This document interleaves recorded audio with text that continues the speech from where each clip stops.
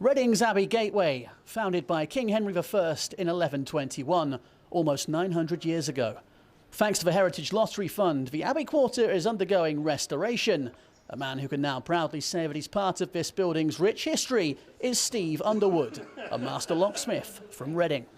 We had a call from the restoration company where one lock was completely missing after a burglary. It was smashed up and disposed of.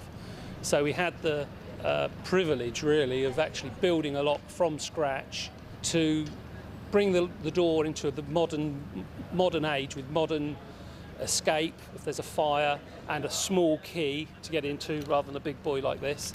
But we had to make the lock look like it was a Gothic revival lock on the inside. And we had to do it in such a way that English Heritage would approve, and so the actual barrel of the lock went through the old large keyhole.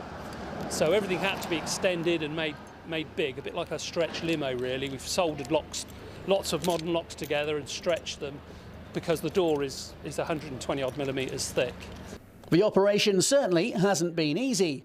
Steve has crafted a Gothic revival lock case to the main entrance door at the Abbey Gateway. He's also restored an original lock and cut new keys for the building's old tower door.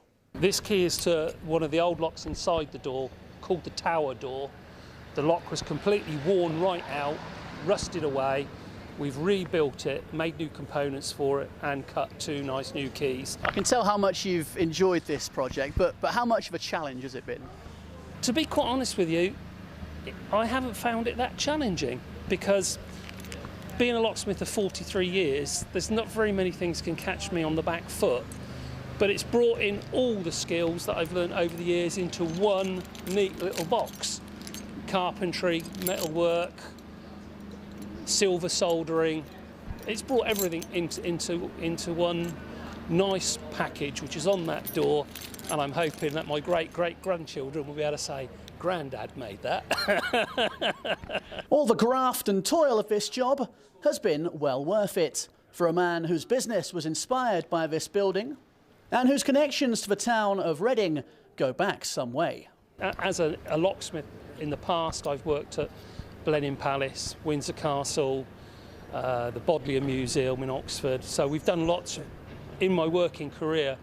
I've done an awful lot of restoration work on a lot of old locks, but this one's been close to my heart. I'm sort of 5th or 6th generation Reading, which is quite a rarity. So my great-great-grandparents would have walked through this archway, as I do now, and it's been a fantastic privilege to actually work on it, because 14 years ago when I founded my company, I named my company after the Abbeygate. So everything's fallen into place. All the dominoes have lined up, and the fates have been with me on this one. A dream job in many ways. A dream job come true, yeah. The culmination of Reading Abbey revealed comes on June the 16th, with the opening of the Abbey ruins. In this restoration project, Abbeygate locksmiths can proudly say that they have played a key part. Tom St John, That's TV.